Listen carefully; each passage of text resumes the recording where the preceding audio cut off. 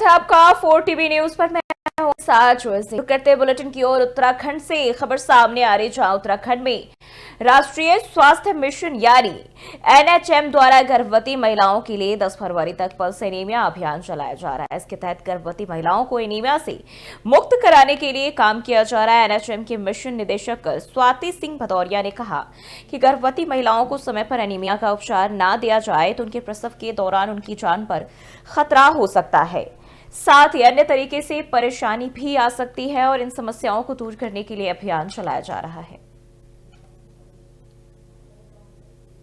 जो हमारी गर्भवती महिलाएं होती हैं उसमें एनीमिया बहुत ही इंपॉर्टेंट हो जाता है कि अगर एनीमिया समय पे ट्रीटमेंट उसको नहीं मिली तो वो वर्स्ट केसेस में मैटरनल डेथ का भी रूप ले लेता है, और अगर कम भी सीवियर केसेस हैं तो उस केस में भी हमारा प्रीटर्म लेबर हो सकता है, या फिर जो मदर है उसके लाइफ लॉन्ग हेल्थ इम्प्लीकेशंस हो सकते हैं, या फिर प्री मैच्योर बेबी हो सकता है। बहुत सारे उसके इम्प्लीकेशंस हो सकते हैं, और इसी के दृष्टिगत स्पेशली प्रेग्नेंट लेडीज पे फोकस करते हुए ये अभियान जो पल्स एनीमिया महाअभियान है उसकी शुरुआत। जो हमारी गर्भवती महिलाएं होती हैं उसमें एनीमिया।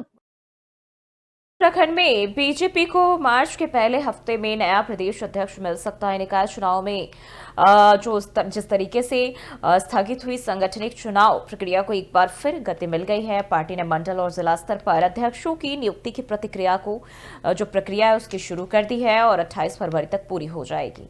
इसके बाद एक हफ्ते के भीतर पार्टी नए प्रदेश अध्यक्ष का नाम तय कर सकती है। भाजपा के भीतर इस बात की चर्चा जोरों पर है कि महेंद्र भट्ट दोबारा प्रदेश अध्यक्ष बन सकते हैं या फिर किसी नए चेहरे को यह जिम्मेदारी दी जाएगी। बीजेपी के राज्यसभा सांसद, राष्ट्रीय स्तर पर सह चुनाव संयोजक नरेश बंसल ने इसकी जानकारी दी, जिसमें उन्होंने कहा कि अभी तक 10 राज्यों के बीजेपी प्रदेश अध्यक्ष बनाए जा चुके हैं। जैसे ही 20 की संख्या पार होगी, राष्ट्रीय अध्यक्ष का चुनाव पूरा कर लिया जाएगा। वहीं उत्तराखंड में मार्च के पहले हफ्ते में बीजेपी संगठन को नया प्रदेश अध्यक्ष मिल जाएगा।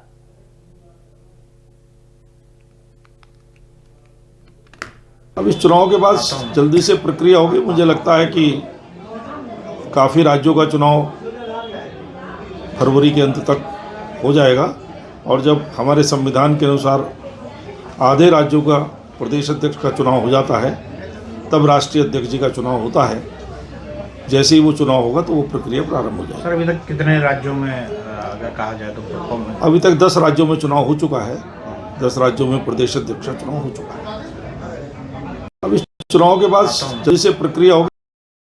आगे ऋषिकेश में हरिद्वार स्थित कृषि उत्पादन मंडी समिति के समीप खड़ी एक कार में अचानक आग लगे। आग लगने से आसपास के लोगों में अफरा तफरी मच गई। देखते ही देखते कार आग का गोला बन गई और फायर ब्रिगेड ने कड़ी मशक्कत के बाद आग पर काबू पाया, लेकिन तब तक आग ने कार को पूरी तरह अपनी चपेट में ले लिया। वहीं घटना के बाद मौके पर लोगों की भीड़ लग गई। लोगों ने बाल्टी से पानी डालकर आग बुझाने की कोशिश की, लेकिन वह सफल नहीं हुए। सूचना मिलते ही फायर ब्रिगेड की टीम मौके पर पहुंची और कई मशक्कत के बाद आग पर काबू पाया। गनीमत रही कि इस कार के अंदर कोई मौजूद नहीं था, जिससे बड़ा हादसा होने से टल गया।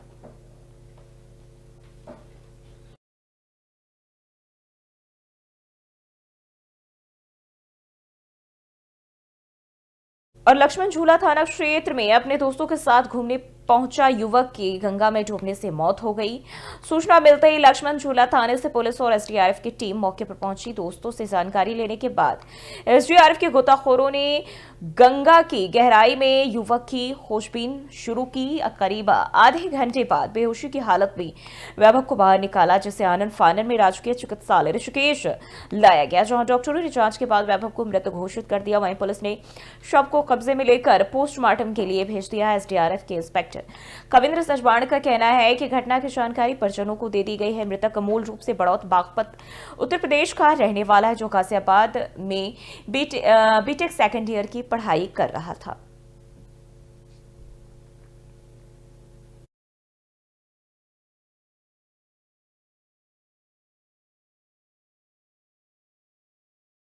बढ़ते आगे, औरैया जिले के अयाना थाना क्षेत्र में एक विवाहिता की संदिग्ध मौत से इलाके में सनसनी फैल गई।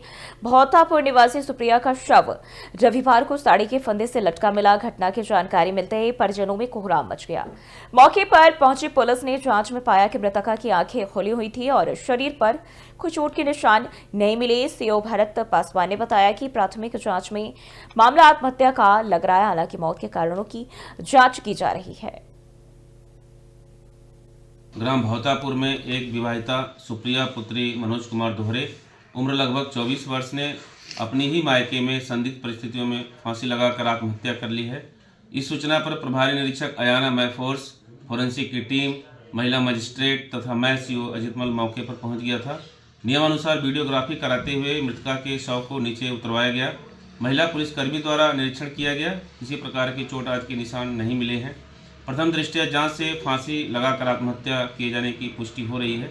ग्राम भौतापुर में एक विवाहिता सुप्रिया पुत्री मनोज कुमार खबर यूपी के अमरोहा जिले से, जहां छात्रा से छेड़छाड़ और मारपीट करने वाले कम्युनिटी हेल्थ ऑफिसर को पुलिस ने गिरफ्तार कर लिया है। सीएसओ ने रोज डे पर छात्रा को प्रपोज किया था।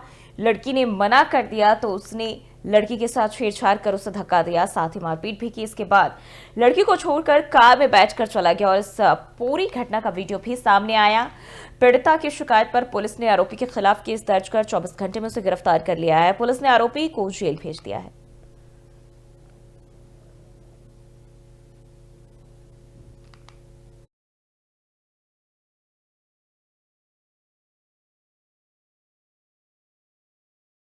आगे कौशाम्बी में यूपी के बोर्ड परीक्षा 2025 को लेकर विशेष तैयारियां की गई है। प्रदेश के 17 अति संवेदनशील जिलों में शामिल 24 फरवरी से 12 मार्च तक परीक्षाएं आयोजित की जाएगी। जिले में कुल 84 परीक्षा केंद्रों पर लगभग 45,000 स्टूडेंट्स परीक्षा में शामिल होंगे। नकल रोकने के लिए इस बार विशेष व्यवस्था की गई। सभी परीक्षा केंद्रों पर सीसीटीवी कैमरे भी लगाए गए हैं। त्रिस्तरीय निगरानी व्यवस्था लागू की गई है। जिला विद्यालय निरीक्षक कार्यालय में स्थापित मॉनिटरिंग रूम से सभी केंद्रों की निगरानी की जाएगी और इसके अलावा एसटीएफ और आर्टिफिशियल इंटेलिजेंस का भी सहयोग लिया जाएगा। देखिए, इस बार जनपद में 84 परीक्षा केंद्र बनाए गए हैं। 45,000 के आसपास हमारे बच्चे। पूर्व में जो भी स्थिति रही, लेकिन 3 वर्षों से जब से मैं यहाँ पर हूँ काफी सुधार हुआ है। और पिछले साल भी हमने सकुशल निर्विघ्न परीक्षा कराई थी और इस बार भी मैं कटिबद्ध हूँ कि हम सरकार की मंशा के अनुरूप हर परीक्षा केंद्र पर हमने सीसीटीवी कैमरा, वेबसाइट की व्यवस्था की है और त्रिस्तरीय निगरानी की व्यवस्था की है। उनके स्कूलों से हम जुड़े रहेंगे और दिन भर में हम किसी भी रूम को देख सकते हैं यहाँ से। साथ ही साथ मंडल स्तर पर भी किसी स्कूल को चेक किया जा सकता है। देखिए, इस बार जनपद में 84 परीक्षा केंद्र और अमरोहा के गजरौला में नेशनल हाईवे 9 के किनारे स्थित एक होटल में हुई फेयरवेल पार्टी के दौरान एक युवक की बेरहमी से पिटाई का मामला सामने आया। मामूली विवाद के बाद कुछ दबंग लोगों ने युवक पर जानलेवा हमला कर दिया। घटना होटल के सीसीटीवी कैमरे में कैद हो गई है। फुटेज में स्पष्ट रूप से दिखाई दे रहा है कि कैसे कई लोग मिलकर एक युवक को बेरहमी से पीट रहे हैं। पुलिस ने मामले को गंभीरता से लेते हुए जांच पड़ताल शुरू कर दी और सीसीटीवी फुटेज के आधार पर आरोपियों की पहचान भी की जा रही है। क्षेत्रवासियों का कहना है कि इलाके में दबंगों के हौसले बेहद बुलंद है और ऐसी घटनाएं आम लोगों में दहशत का माहौल पैदा करती है। पुलिस ने दोषियों के खिलाफ कड़ी कार्रवाई का आश्वासन दिया है।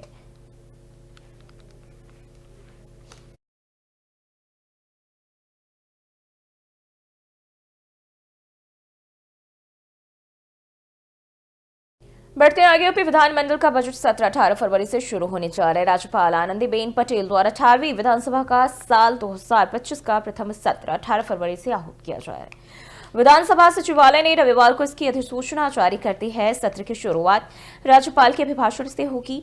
वहीं 20 फरवरी को वित्त मंत्री सुरेश कुमार खन्ना वित्तीय वर्ष 2025-26 का बजट पेश करेंगे। आपको बता दें कि खासकर महाकुंभ हादसे में हुई मौतों और मिल्कीपुर उपचुनाव को लेकर सत्ता पक्ष और विपक्ष के बीच जमकर नोकझोंक होने के भी आसार नजर आ रहे। सत्र के दौरान राज्य सरकार कुछ अध्यादेश भी ला सकती है।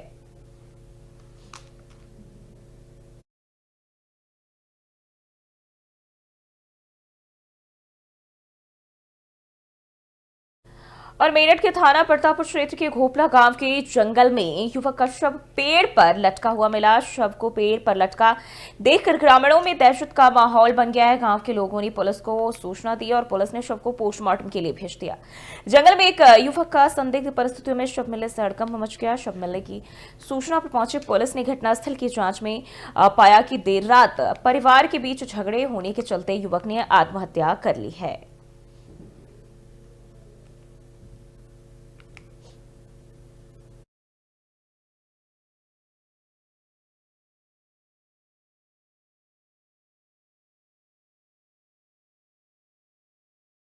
रुक करते अगली खबर की ओर। इटावा में डबल मर्डर सनसनीखेज की वारदात सामने आए। पूर्व सीएमओ डॉक्टर एलएस चौहान के बेटे ने रविवार देर शाम अपनी बहन और भांजी की गोली मारकर हत्या कर दी। घटना के पीछे प्रॉपर्टी का विवाद बताया जा रहा है। सूचना पर मौके पर पहुंचे पुलिस ने आरोपी को गिरफ्तार कर लिया है। पुलिस ने शवों को पोस्टमार्टम के लिए भेज दिया। इसके साथ ही पुलिस मामले की जांच कर रही है। गोली मार दी हमारी वाइफ को, वही है मेरा चुनकी थे। मैं जान बचा के जल्दी से भागा। क्या मैटर क्या था, क्यों मार दी गोली? पूर्व में हमला 302 का 307 का कर चुके थे, मुकदमे चल रहे थे। नहीं, आपके तो वो साले थे, तो आपके ऊपर हमला क्यों किया? आप तो उनके जीजा जी थे, आपके ऊपर हमला क्यों किया उन्होंने? प्रॉपर्टी के चक्कर में, प्रॉपर्टी के विवाद में, प्रॉपर्टी के चक्कर में। रात में करीब 9:30 बजे के आसपास, 9:30 पौने 10 के आसपास ये फ्रेंड्स कॉलोनी थाना पड़ता है जनपद इटावा, और इसमें मेहरा चुंगी पड़ती है। इसमें ये सूचना मिली है कि एक भाई बहन, सगे भाई बहन इसी में रहते थे, और पिता इनके एक्स सीएमओ रिटायर्ड हैं जैसा कि बताया गया है, और उनके 3 संतान हैं, 2 बेटियां 1 बेटा है, और उन्होंने बेटियों को भी अपना जो है यहाँ पर प्रॉपर्टी दे रखी थी। इनकी शादी हो गई थी, जो मृतका हैं लखनऊ में सीतापुर रोड पर शादी हुई थी 2019 में, और लेकिन ये यहीं पर रहती थी अपने मायके में ही, और पिता की जो प्रॉपर्टी थी उसमें इनका बेटा भी रहता था, उनकी बेटी भी रहती थी, मतलब दोनों सगी भाई बहन नहीं रहते थे, और उनके बच्चे भी साथ में ही रहते थे। तो आज 9:30 बजे पौने 10 बजे एक उनके भाई पर, जो हर्षवर्धन चौहान है, पर आरोप लगा है कि उन्होंने जो है अपनी बहन पर अपने परिवार सहित कुछ और लोगों के साथ आए थे और फायर किया, जिससे जो है उनकी ज्योति की मौके पर ही मृत्यु हो गई है, तथा उनकी बेटी जो 3 साल की है वो अस्पताल में उसकी मृत्यु हो गई है इलाज के दौरान। और फर्रुखाबाद के मेला श्री रामनगरिया में इस समय तनावपूर्ण हालात बने हुए हैं। 6 फरवरी को हुए विवाद के बाद महंत सत्यगिरी महाराज सहित 31 लोगों के खिलाफ गंभीर धाराओं में मुकदमा दर्ज किया गया है, जिसके बाद सत्यगिरी महाराज ने जिंदा समाधि लेने की बात कही। उधर सत्यगिरी ने समाधि को लेकर हवन पूजन शुरू कर दिया। आज 3 बजे भू समाधि लेंगे। प्रशासनिक अधिकारी संत समिति के अध्यक्ष से बातचीत कर स्थिति को सामान्य करने का प्रयास भी किया जा रहा है। इसके साथ ही उन्होंने कहा कि पांचाल घाट के अर्थ में कुंभ में ही जिंदा समाधि लेंगे। विवाद और गंभीर हो गया है जब सोशल मीडिया पर संतों के खिलाफ अभद्र टिप्पणियां की गई, और इससे आहत होकर महंत सत्यगिरी ने भू समाधि लेने का निर्णय लिया। अपने को हिंदू संगठनवादी नेता कहते हैं, सनातन धर्म की परिभाषा नहीं पता है, और अपने को हिंदू संगठनवादी कहते हैं। उन्होंने सोशल मीडिया के माध्यम से हमारे अखाड़े के लिए, हमारे संतों के लिए अभद्र टिप्पणियाँ की हैं। महंत ईश्वरदास ने हमारे खटले को वैश्या बताया है। ईश्वरदास के बारे में सभी लोग जानते ही होंगे, मैं क्या जानूँ ये आज तक क्या है क्या नहीं है। ये हमारे कभी मेले में नहीं आए थे। कुछ राजनीतिक लोगों ने इनको 2 साल से, पिछली बार से इनको मेले में इनके बैनर उन्हें लगवाना चालू कर दिए हैं। अपने को हिंदू संगठनवादी नेता कहते हैं, सनातन धर्म की। हमीरपुर जिले में सदर कोतवाली के मीरापुर मोहल्ले में घरेलू कलह की वजह से दंपति ने फांसी लगाकर आत्महत्या कर ली। सुबह पत्नी को फंदे में लटकर देख पति ने दूसरे कमरे में स्टॉल से फांसी लगा ली। दंपति के फांसी लगाकर आत्महत्या करने की घटना से मोहल्ले में सनसनी मच गई है। पुलिस ने दोनों के शवों को कब्जे में लेकर पोस्टमार्टम के लिए भेज दिया। अचानक हुई इस घटना से परिवार में कोहराम मच गया है।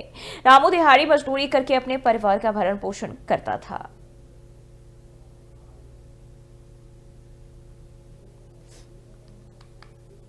सर क्या घटना घटी हुई आज?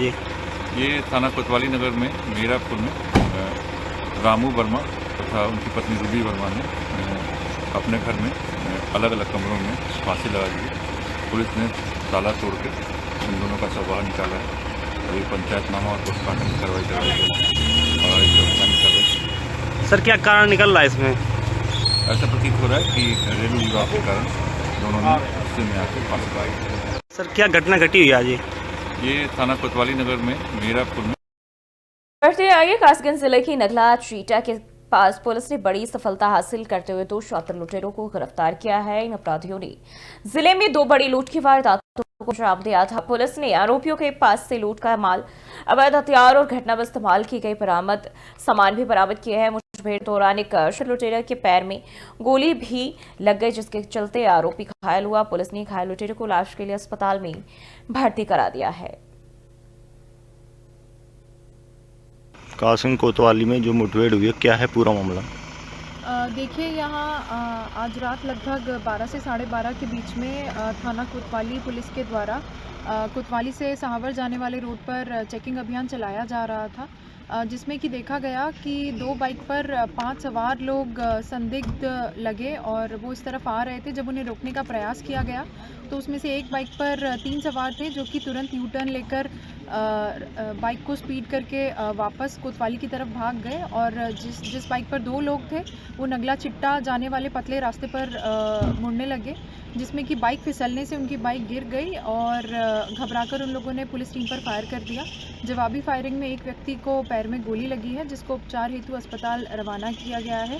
प्रारंभिक पूछताछ में पता चला है कि जिस व्यक्ति के पैर में गोली लगी है उसका नाम है शंकर पुत्र गुड्डू। ये फर्रुखाबाद का रहने कासिम कोतवाली। बढ़ते आगे, फतेहपुर मेओंग थाना क्षेत्र के खिशकपुर गांव के पास गोकशी करने जा रहे स्ट्रीट शूटर शातिर बदमाशों और पुलिस के बीच मुठभेड़ हुई। इस दौरान एक बदमाश को गोली भी लगी। घायल आरोपी को पुलिस ने गिरफ्तार कर लिया है। आरोपी के पास से अवैध तमंचा, कारतूस, गौवंश और गोकशी के सामान भी बरामद किए गए हैं। अपराधी पर गौवध निवारण अधिनियम, आर्म्स एक्ट, गैंगस्टर एक्ट और NDPS एक्ट समेत 13 मुकदमे दर्ज हैं।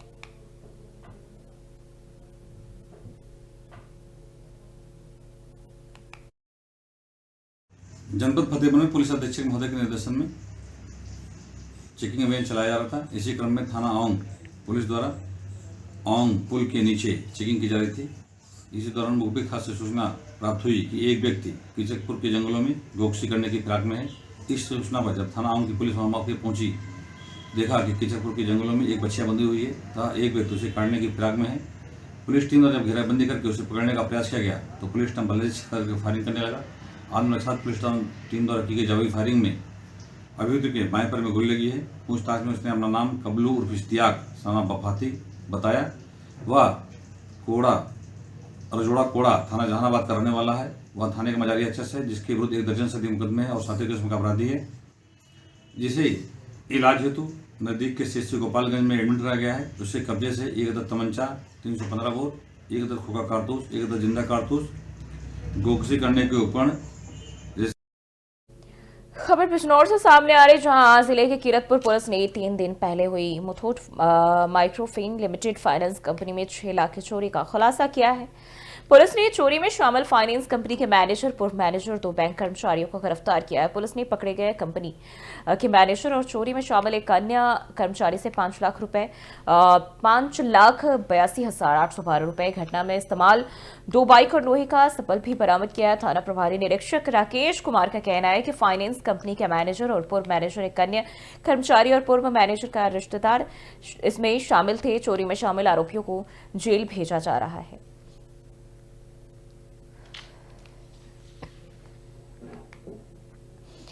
और रविवार को कुशीनगर की मदनी मस्जिद पर यह कार्रवाई हुई। बताया जा रहा है कि इस मस्जिद का कुछ हिस्सा सरकारी जमीन पर बिना नक्शा पास किए ही बनाया और इस मामले की जब शिकायत की गई थी तो उसके बाद बीते साल 18 दिसंबर को इसकी जांच शुरू कर दी गई। मदनी मस्जिद की जांच के बाद लगभग 3 नोटिस के बाद भी मस्जिद पक्षकारों ने कोई जवाब नहीं दिया, जिसके बाद 8 फरवरी तक हाईकोर्ट ने स्टे लेकर मुस्लिम पक्षकारों ने योगी के बुलडोजर पर ब्रेक लगाया था और इसकी शिकायत हिंदूवादी नेता राम बच्चन सिंह ने मुख्यमंत्री योगी आदित्यनाथ से की थी।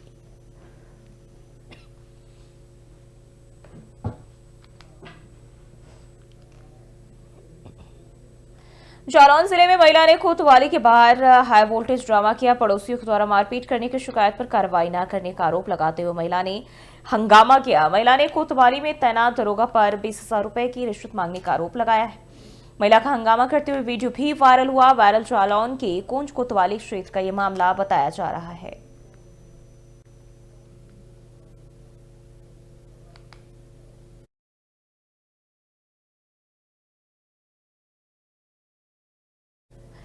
और फतेहपुर जिले के थरियाम थाना क्षेत्र के NH2 के पास हरियाणा से प्रयागराज महाकुंभ स्नान करने जा रहे तेज रफ्तार टायर फटने से अनियंत्रित होकर डिवाइडर से टकरा गई। घटना के दौरान कार में 3 लोग सवार थे, जिसमें तीनों गंभीर रूप से घायल हो गए हैं। मौके पर पहुंची पुलिस ने सभी घायलों को अस्पताल में भर्ती करा दिया है।